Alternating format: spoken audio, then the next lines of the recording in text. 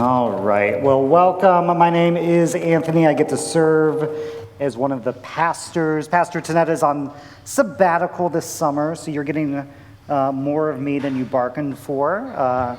But we will all deal together. We are in a summer-long series called What Lies Beneath, and we've been exploring basically discipleship and spiritual formation, not just the top 10% of the iceberg of our lives that we see, but the 90% underneath the surface that we don't always see, our values and our beliefs, and the families and cultures that formed us.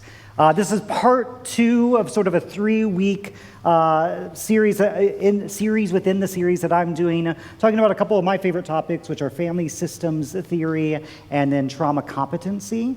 Last week, we talked about Joseph in Genesis and all of the anxiety that got transmitted down through his family and landed on him. We're going to pick up that story, but also take a look at Jesus. So if you have a Bible, I invite you to flip it open or turn it on and head to Mark chapter 3, and then either put your thumb in there or close the screen for a bit because we're going to do some review before we get in that. We have a lot to cover, so I actually printed out, I haven't done this in like 10 years, like fill-in-the-blank sermon guides, and unfortunately these were like 4 pages, and I condensed it down to 1, so that gives you an idea of what we're going to do today. But if you need one, then we've got some folks who will hand those out to you.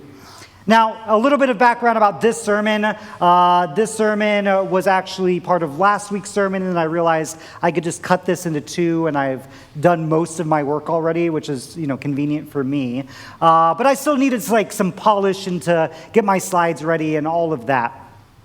So I was getting ready yesterday. We have some company in town. Hello, company in town. They are lovely. They are wonderful. And also, they want to do city things. And so we've gone to Ocean City, and we've gone to museums, and we've done all these things. And then yesterday rolls along, and I'm like, oh, shoot, I have a sermon I need to finish. And so I was feeling stressed. And my stress was turning into grumpiness, and my grumpiness into anger, and I think Yoda says that leads to the dark side, and that's where I was heading in my sermon preparation, which is very appropriate because we're talking about stress and anxiety and the way that it affects everybody around you. I can convince myself I'm stressed, I'm grumpy, I'm angry. Nobody's going to know. How are they going to know? Turns out everybody knows, right? And my stress and anger can then get my wife a little bit stressed and angry, which then passes on to the children and everybody. And that's what we're talking about. We're talking about the fact that my personal anxieties or stress or grumpiness affects others, and your anxieties can affect others. And we have to wake up to this idea that anxiety is transmissible, it's viral, it affects others, that all of us are part of interconnected systems, and that's what family systems theory is all about. Okay, so the question that we're raising last week and this week is, when conflict arises, when there's anxiety because there's disagreement, there's trauma, there's hurt, there's pain, when conflict arises, do I become part of the problem or do I become part of the solution?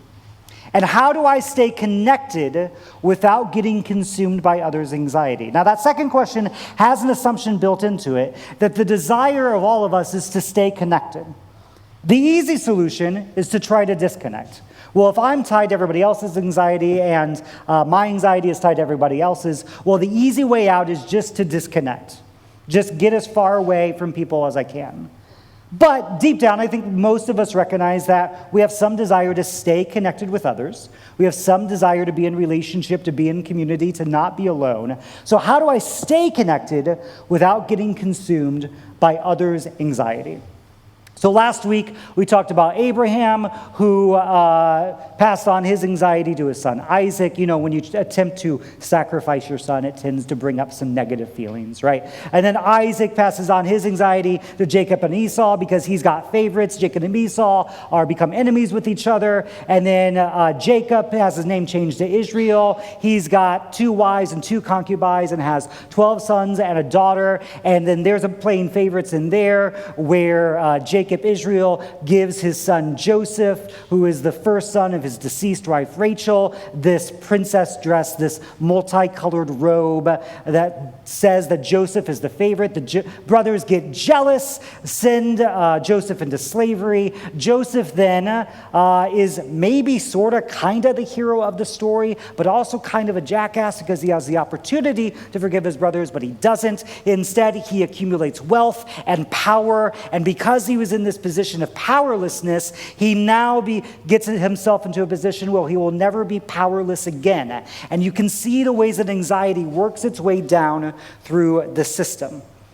So what we're going to do today is we're going to talk about some new concepts, non-anxious presence and differentiation. We'll define those in a moment. It's on your handout.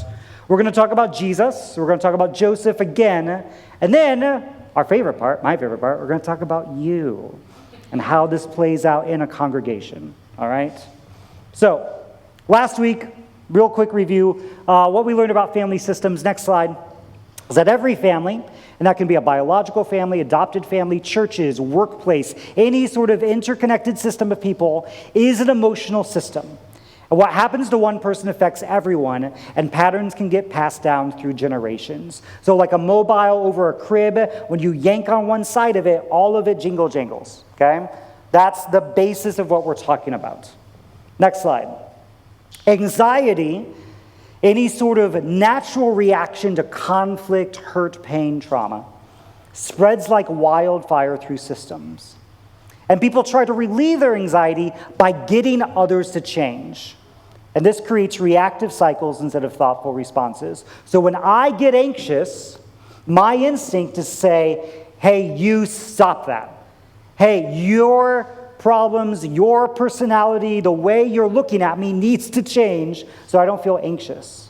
And so this creates this reactive cycles. I react, I'm not responding, I'm just reacting to my anxiety, trying to get you to change. So that creates triangles. Triangles are when two people have conflict and they pull in a third person to try to solve the problem. And this creates drama. You could have the sparkle emojis around the word drama, okay? This creates drama instead of resolution. And it keeps people from dealing directly with each other. Hey, Anthony, did you hear what so-and-so did to so-and-so? Hey, did you hear what so-and-so did to me? Hey, Anthony, can you solve this problem? Okay, parents deal with this with children, right? Hey, my brother hit me. Okay, why are you telling me? That's not my problem, okay? You gotta work this out. And it's a way of like trying to get people on your side. We're flying through this because this is review. If you want to go more in depth, you can listen to last week's sermon. So we took a look at Joseph's story as a case study, which I reviewed very quickly already. You have the favoritism that creates sibling rivalry. The brothers triangulated their anger through betrayal. Joseph learns to survive, but also to manipulate. And we can see that survivors can perpetuate unhealthy patterns. Joseph's behavior, manipulating his brothers, lying, deceiving them, accumulating wealth and power, becoming second in command of Egypt and establishing a slave system in Egypt, which eventually becomes the system which is used to oppress his own people generations later. Joseph's behavior is understandable, okay? And we talked about this a little bit last week of I can have some empathy, I can have some mercy and grace for Joseph because he is perpetuating the things that came before and all the things that happened with his parents, grandparents, and great-grandparents. His behavior is understandable, it doesn't mean it's acceptable. So, I'm going to introduce a couple new concepts. We're going to see how this plays out in the life of Jesus. So new concept number one is the idea of a non-anxious presence. The idea of a non-anxious presence.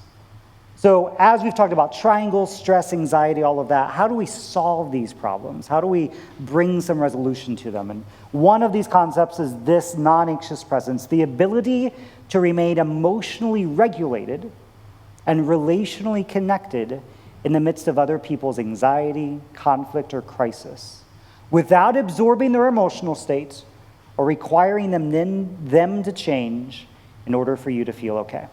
I'll read it again.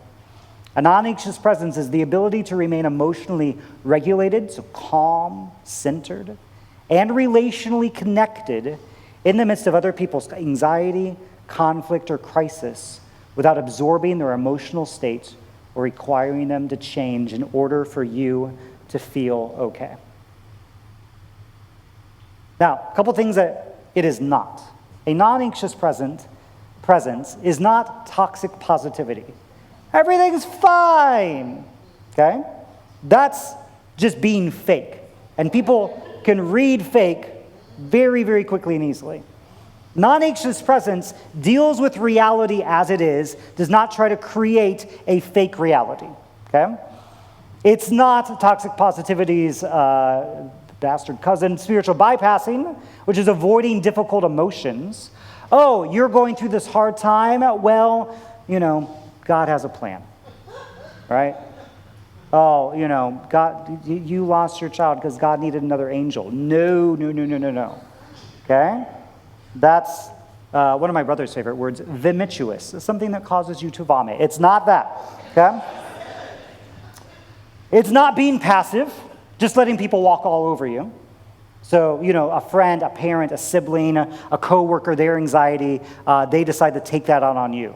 Okay, so they're being hurtful, harmful, abusive, and a non-anxious presence is like, yeah, that's fine. I'm a carpet, walk all over me. It's not that, and it's not being emotionally numb. Well, I'm not anxious because I can't feel anything. Okay, it's not that. So what is it instead? What it is emotional regulation that doesn't require others to change. It's cutting the sort of strings of your emotional state from letting somebody else control them, okay? To say, my ability to stay calm and connected and present in a moment is not dependent on someone else. It's clear boundaries without just emotional cutoffs. Cutoffs are relatively simple because it doesn't require much from them and much for you. If I just walk away from the situation, great, I'm regulated, maybe, but I'm not connected. It's responsive rather than reactive to anxiety around you. So again, it's not pretending like the anxiety doesn't exist. It's responding in a way that makes sense to it and not just knee-jerk instinctual. And it's staying present in the relationship without absorbing others' anxiety. So recognizing someone's feelings, recognizing someone's hurt or crisis without becoming enmeshed or one with that feeling. So it still is within the realm of family systems. We're all interconnected, but it's basically growing emotional muscles so that when that anxiety starts to pull on the mobile above the crib, you have some ability to stay sturdy. It's resilience. It's grit. A non-anxious presence has the ability to stop the spread of anxiety. You serve as a bit of a firewall. An anxious presence can spread anxiety, and a non-anxious presence creates space for growth. It doesn't just try to reactively fix everybody's problems for you. Last week we talked about anxiety givers and anxiety takers. An anxiety taker can trick themselves into thinking they're a non-anxious presence because they're just absorbing everybody else's anxiety and everybody else feels better and you feel awful inside. It's not that. Rather, it's creating space for other people to feel their anxiety and be able to grow from it.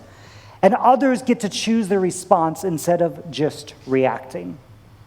Now, some of you, particularly emotionally intelligent people in the room, which is most of you, you may be thinking about what's the relationship between a non-anxious presence and empathy? Because empathy means to literally feel, yes, I see the nod. Empathy literally means to feel with someone. So am I saying that empathy is bad? No. Empathy, yes, it means to feel with or feel alongside someone, but it doesn't mean that you get absorbed by someone else's emotions, okay? You're feeling with or feeling alongside. You're not letting their emotions overtake and become your emotions or to become fused with them.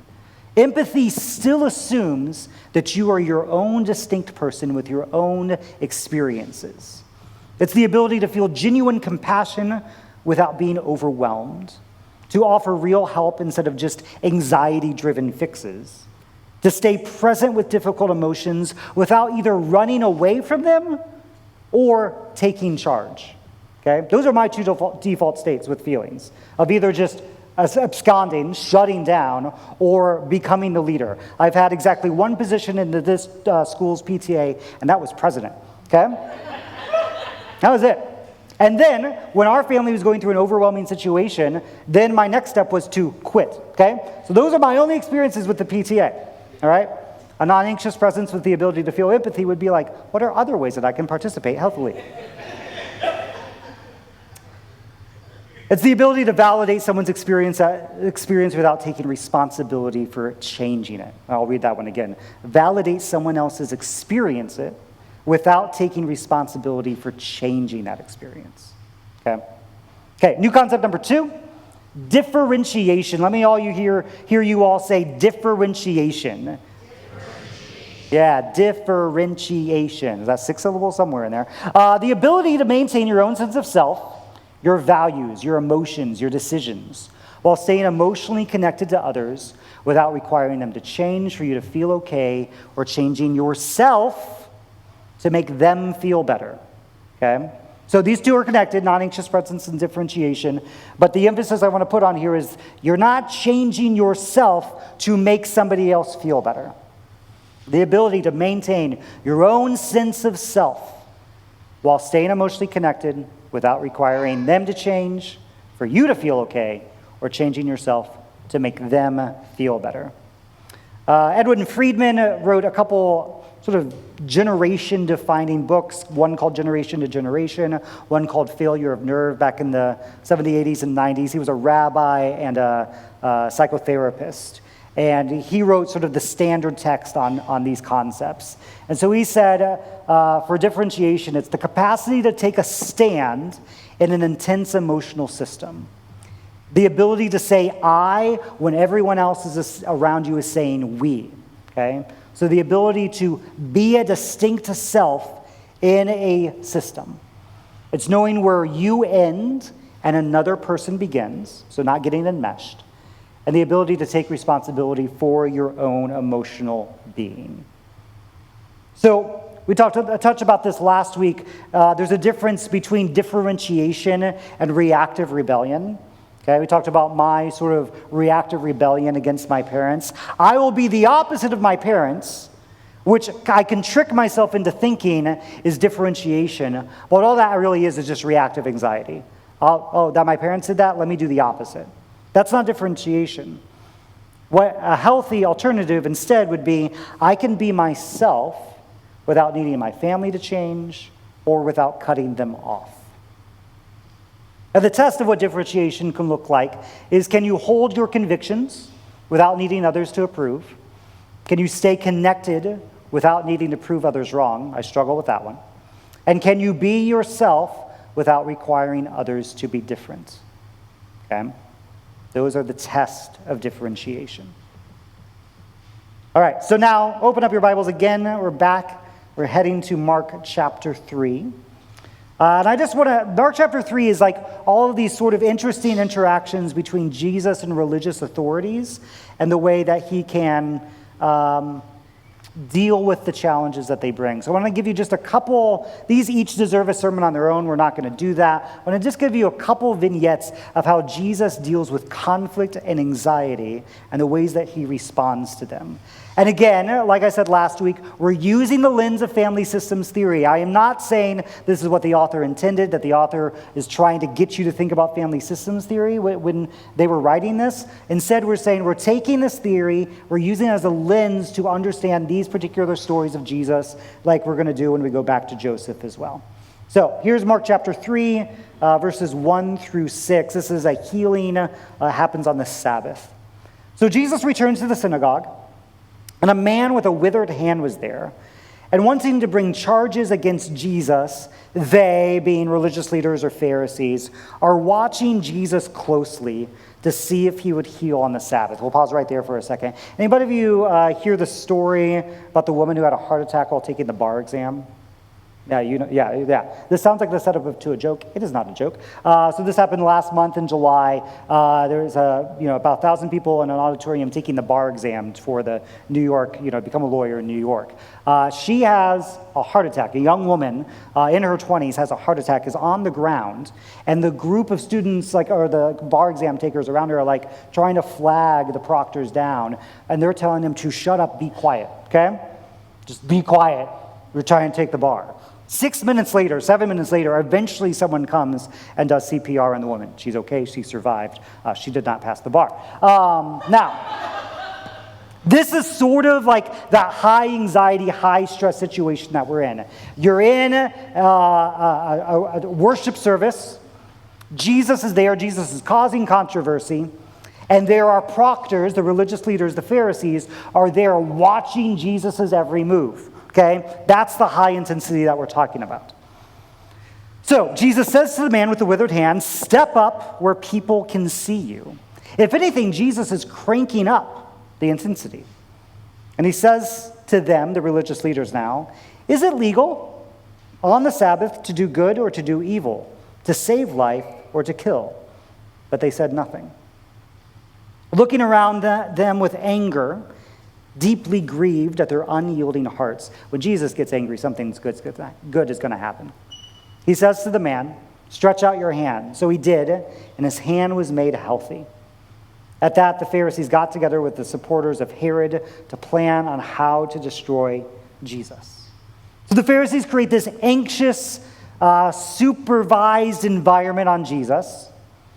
And Jesus maintains absolute clarity about his principles.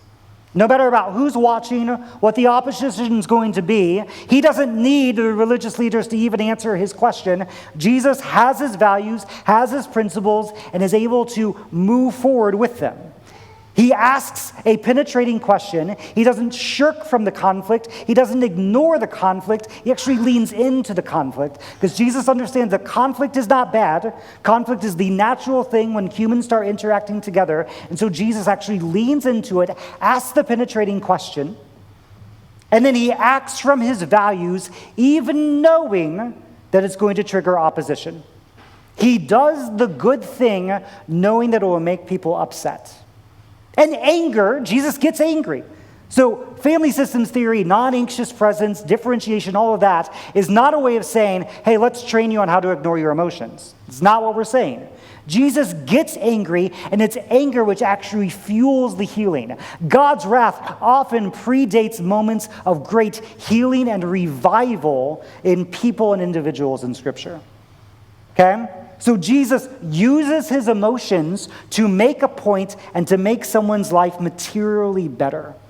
And this demonstrates Jesus' ability to take a stand in a really intense emotional system. Let's keep going. We're going to skip down to verse 22. This is verse 22 in Mark chapter 3, where Jesus is getting some accusations about his authority. So legal experts came down from Jerusalem. Just quick note of context, Jerusalem was on a hill or a mountain, and so no matter where you were, north, south, east, or west, you always came down from Jerusalem. So you could come down to the north or any direction. So legal experts came down from Jerusalem, and over they charged, Jesus is possessed by Beelzebub, the lord of the spirits, the lord of the demons. He throws out demons with the authority of the ruler of demons. So Jesus calls them together. Note that. Jesus calls his accusers together, and he speaks to them in a parable. How can Satan, the accuser, throw the accuser out? A kingdom involved in civil war is going to collapse. And a house torn apart by divisions will collapse. If the accuser rebels against himself and is divided, then he can't endure. He's done for. No one gets into the house of a strong person and steals anything without first tying up the strong person. Only then can the house be burglarized. I love that Jesus gives instructions on how to commit burglary. I assure you, put that on a bumper sticker. I assure you that human beings will be forgiven for everything. One of my favorite Bible verses, by the way. For all sins and insults of every kind. But whoever insults the Holy Spirit will never be forgiven. I know you have questions about that passage. We don't have time. Ask me later. That person is guilty of a sin with consequences that last forever. And he said this because the legal experts were saying he's possessed by an evil spirit. So the scribes, the religious leaders, the Pharisees, they accuse him of being the master of demons or being possessed by the master of demons, Beelzebub. And Jesus, he doesn't become reactive or particularly defensive. He calls a meeting, all right? He calls them together. So he doesn't go to the local authority. Hey, did you hear what those people are saying about me? He doesn't send, Simon Peter to go like kick their butt or something. Simon Peter would be happy to. But Jesus calls the meeting and says, hey, I've heard what you've been saying. Let me ask you some questions. He has direct confrontation, no triangles involved. And he responds with a fairly calm logic. How can Satan cast out Satan? So he shows this ability to contain reactivity without being super hyper reactive himself.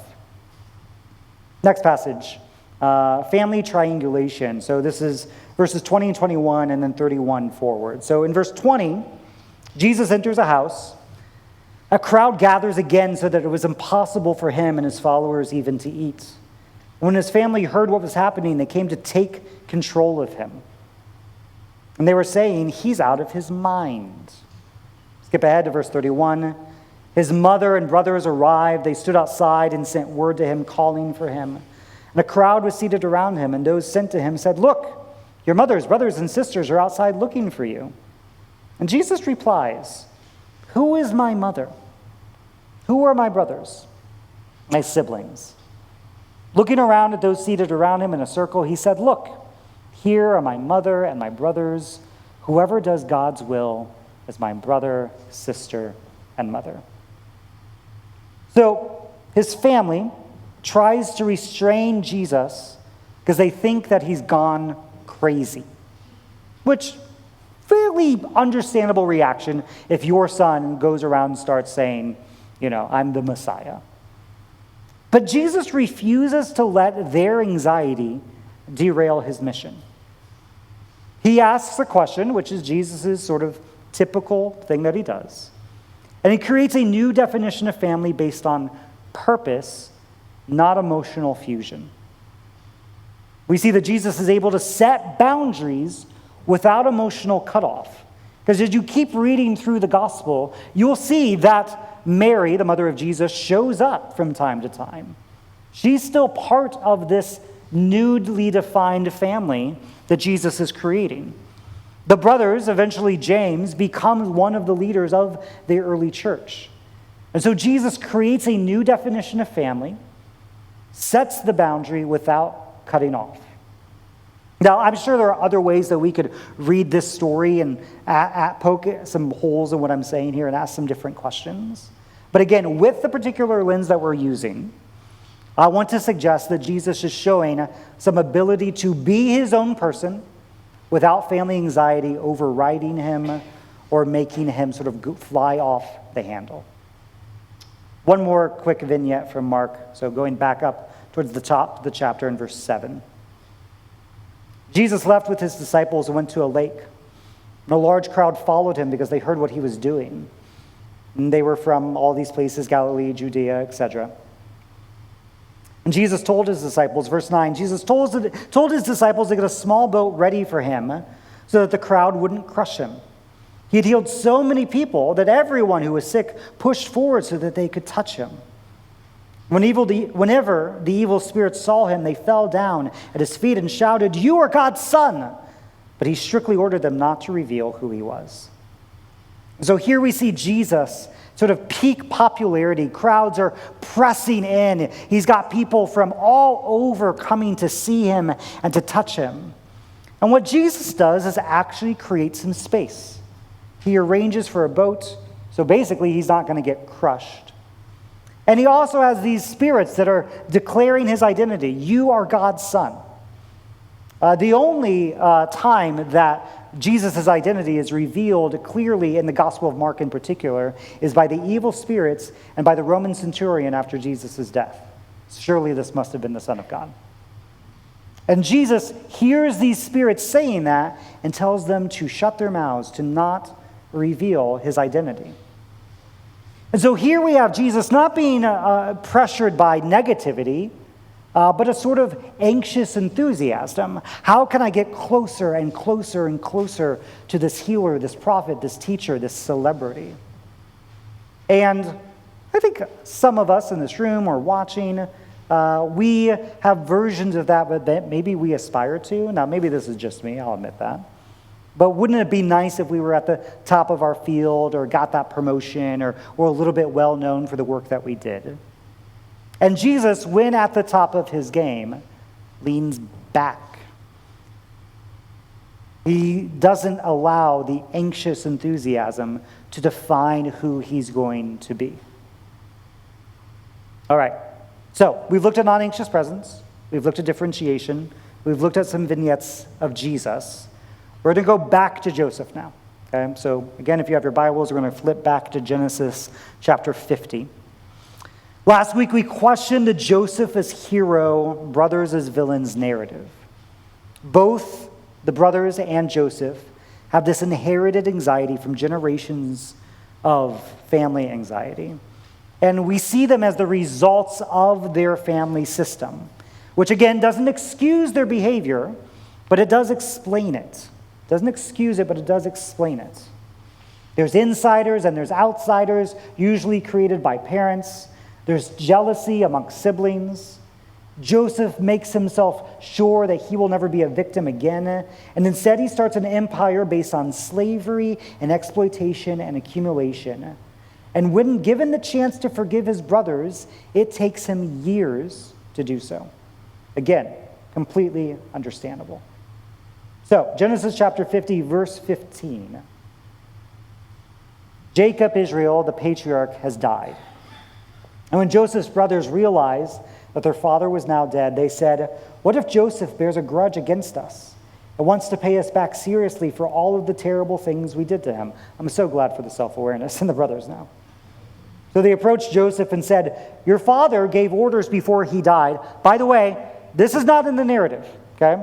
Jacob, Israel, did not give any orders to the brothers that we are told. It's possible it happened off the page, off scene.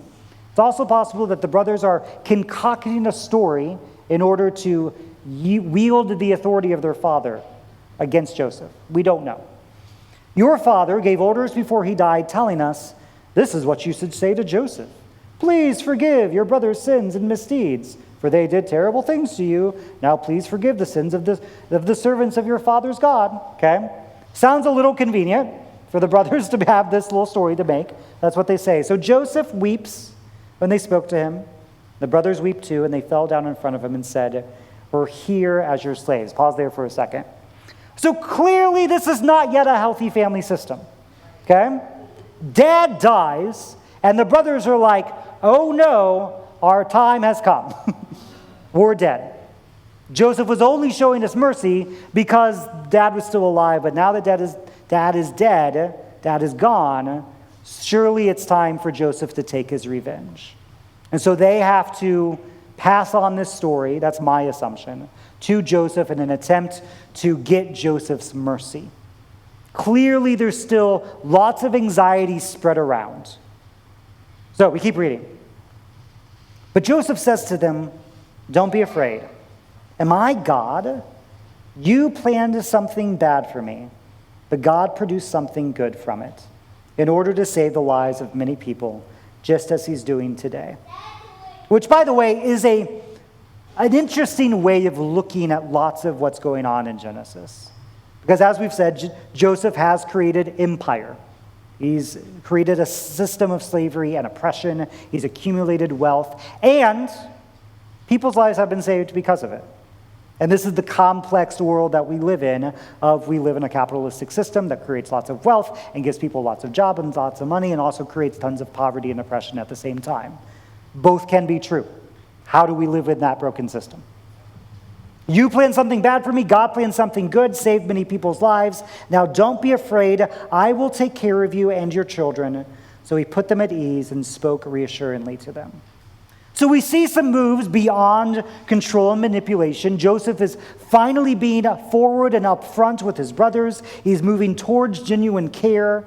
He speaks kindly to their brothers and he provides for their families. But notice, honestly, I'm noticing this just now, that Joseph still maintains the position of caregiver, provider, ruler, being in charge. I will take care of you. Now, many of us want our rich siblings to take care of us. If they had billions of dollars, I wouldn't mind. And also, Joseph is not seeing himself as equal. Okay? So he put them at ease and spoke reassuringly to them. Notice that the growth only happens after Jacob dies. There was years of opportunity for this to be settled, but it's only after Dad dies that this conversation happens. It required a removal of a family system pressure point in order for Joseph to show some differentiation, which is interesting, and something that I genuinely hope and pray doesn't have to be true of us, that it will require death in order for us to move towards health and differentiation. But notice the contrast with Jesus. Jesus stays differentiated within the system. It doesn't take some massive tragedy at that point in Mark 3 for Jesus to show himself differentiated with his family, with the religious leaders, with the crowds. Jesus doesn't require others to change or to leave for him to be himself, which is always what's so fascinating about Jesus, is that Jesus does not make people change before he moves in. Jesus just moves in. And as the sturdy person that Jesus is, everything begins to change around him, which is what a non-anxious presence can do. As the non-anxious presence, when you engage in that, you may first begin by ticking other people off, and they may leave on their own accord. But if you're sturdy enough, the system begins to get healthy as you remain sturdy. And Jesus creates new family while staying connected to the old family. So let's talk about some application for this congregation. First thing I want to say is that we cannot create new triangles. If there is a dysfunction that I can recognize in this community, it is our very good ability to create lots of triangles where there is stress, anxiety, hurt, trauma, pain, and we draw someone else into it, hoping that will fix the problem. We cannot do that. We have to talk directly to who's bothering us or what's bothering us. Pastors, we can't fix things for you. We can support, we can facilitate, we can advise, we can counsel. We can't resolve. We cannot fix problems on your behalf. And problems tend to rise towards the top. And Tanetta and I and Heidi and any of our leaders have the ability to stay close to you, connected to you, and also say, okay, now what are you going to do? So how do we practice? We practice saying things like, I need to talk to you about, not, hey, did you hear what they did? All right. Next, is we have to grow in our ability to distinguish our pain from our reality. I think I told this in evening service last week, but I'll remind you of this story of a pastor that I knew, an acquaintance, who was held up at gunpoint at a convenience store. Survived, but it was a traumatic experience. And then later on, as he was walking through the hallways of his church, he sees somebody walking towards him, and they're carrying something in their hand, and he ducks, thinking it's a gun. But it wasn't a gun, it was the maintenance guy with a wrench, okay? Trauma has an ability to turn wrenches into guns. Our brain just does it on our behalf because it's trying to protect us. And so we have to grow in our ability to unconvert guns and turn them back into wrenches. So we have to be able to ask ourselves, how has my pain bent my perception of this situation? I have to recognize that past wounds can make current conflicts feel like abuse. I have to be able to separate my triggered response from what's actually happening. Now, your response, your body's reaction, we're going to talk about trauma next week, okay, is valid. It hurts. It brings up the pain and makes it feel real. And I'm not trying to invalidate that. It's understandable. But then when we react based off of our body's initial traumatic perceptions, then we're only going to pass on more hurt and pain. We have to grow in our ability to distinguish pain from reality. This is particularly tricky in a church like ours, where a lot of pain is represented. We're not doing our job if we're not acknowledging all the pain represented in these chairs, watching online, part of our small groups and our affinity groups. That is our responsibility and our blessing, to have so many people trust this community and our leadership and me and Tanetta and Heidi and everyone with the amount of pain that comes into this room on a weekly basis. But real healing only happens when we're able to not only acknowledge that pain, but begin to heal from it. Not just pick at the scabs, but allow them to heal. When we know that real healing is happening when we're able to engage in conflict again. When we're able to have fights and we don't run away and hide or just try to hurt each other more. So we have to normalize conflict in community. Sarah Schulman wrote a book in 2020 called Conflict is Not Abuse.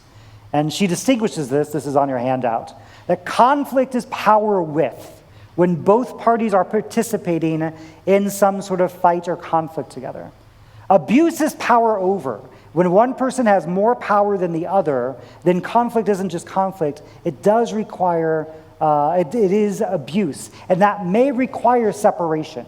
Okay, so again, I'm not saying that you should just lean in to every harmful situation and open yourself up to abuse. That is not what I'm saying. But we do need to be able to distinguish the difference. And the problem is when we conflate abuse and conflict. Well, you're not just disagreeing with me, you're abusing me. Okay? We have to be able to distinguish that. We have to normalize conflict in community because that's how we know that we're growing in health.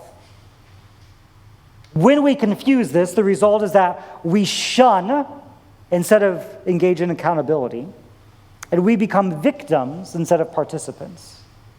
And we do this because it feels relieving to get out of conflict, but it just confirms our victimization and instead of empowering us to take responsibility. But we are creating a new kind of family following in the footsteps of Jesus. And new kinds of families will require friction. It's just what happens when people get together. And the goal is healthy conflict that leads to growth, not to shunning. I want to have a reality check to say that LGBTQ people, people of color, Black, Indigenous people, disabled, the poor, anyone who's on the margins, those folks are more likely to experience abuse. And so we don't want to minimize that real harm. And at the same time, we don't want to avoid necessary conflict. So we have to commit to creating safety without avoiding accountability. Final section before I close. All of this assumes that we have some ability to engage in healthy self-care. That was our series during Lent. It's a theme that we're going to keep coming back to as we live through the times that we are living. Self-care is the only way for us to have differentiation and a non-anxious presence because it is hard work to be sturdy in the midst of conflict. Now, I'm going to be a little bit provocative, and I know I'm being provocative, but I'm going to try it anyway. Mark 12:30, Jesus is quoting the Hebrew Bible. He says, "Love the Lord your God with all your heart, soul, mind, and strength." And Paul in 1 Corinthians 6 says, "You are the temple of the Holy Spirit." And so my sort of provocative wondering is if in order to love God fully, we have to love ourselves fully. We have to love our own heart, soul, mind, and body in order to love God well. And that those two cannot be separated. That if we are hurting and abusing and allowing ourselves to be hurt and abused in our heart, soul, mind, and body, then we are going to fail at loving God fully as well. Self-care is not selfish. It is sacred. It is our responsibility because we cannot give what we do not have. And depleted people running on fumes, running on empty tanks and empty batteries, are going to create more anxious systems. Because the work of non-anxious presence, the work of differentiation, of being yourself when everyone wants you to change to make them feel better, it is exhausting. It is hard. It is difficult. And if our goal is to create healthy communities, neighborhoods, cities, worlds, where we can each be who God created us to be, then we have to be able to care for ourselves well. and that is how we honor God. There are dimensions of self-care. We talked about this in the spring. Our hearts. Are we able to regulate our emotions and process our feelings? Can we seek support? Our soul. Are we praying? Are we meditating? Are we looking towards Scripture and worship and spiritual practices that ground us?